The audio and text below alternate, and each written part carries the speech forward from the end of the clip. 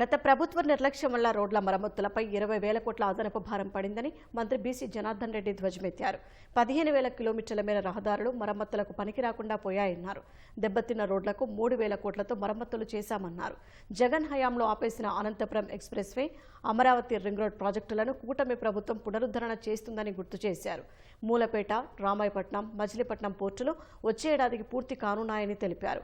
రాష్ట్రంలో కొత్తగా 6 విమానాశ్రయాల నిర్మాణానికి చర్యలు చేపడుతున్నట్లు మంత్రి వెల్లడించారు. హైదరాబాద్, బెంగళూరు మధ్య ప్రతిపాదిత గ్రీన్ఫీల్డ్ హైవే నిర్మాణానికి సంబంధించిన డిపిఆర్పై సచివాలయంలో ఎన్హెచ్ఐ అధికారులతో మంత్రి బీసీ జనార్దన్ రెడ్డి సమగ్రంగా చర్చించారు.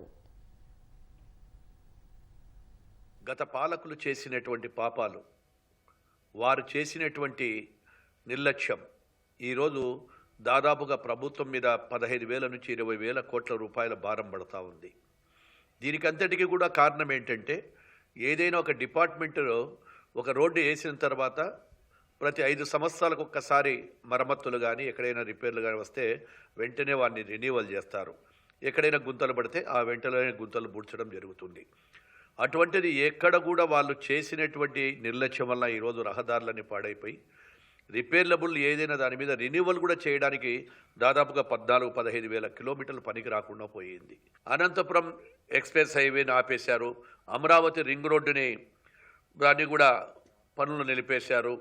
రాష్ట్ర వ్యాప్తంగా 30,000 కిలోమీటర్లు ఉన్నా కానీ కూడా నాడు ఆ ప్రభుత్వం అంతా కూడా నిర్లక్ష్యం చేసి ఈరోజు అధ్వానమైన పరిస్థితుల్లో ఉన్నామని కూడా తెలియజేస్తూ ఉన్నాం.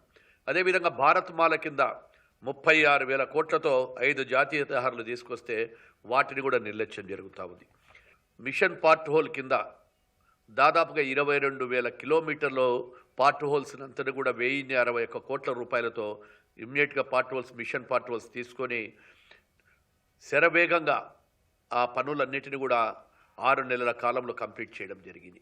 3,000 కోట్ల రూపాయలతో ఈ సంవత్సరం కంప్లీట్గా రహదారులు బాగు చేయాలని చెప్పి గౌరవ ముఖ్యమంత్రి గారు ఆదేశాలు ఇవ్వడం, మార్చి ఆఖరికి గుంతలు లేని రాష్ట్రంగా చేయాలి, దెబ్బతిన్న రెన్యూవల్ కూడా ఎక్కడైనా అవసరమైన చోట రెన్యూవల్ చేయాలి అనే ఉద్దేశంతోనే ఈరోజు ఈ కార్యక్రమాలన్నీ కూడా తీసుకొని మేము చేయడం జరుగుతూ ఉంది.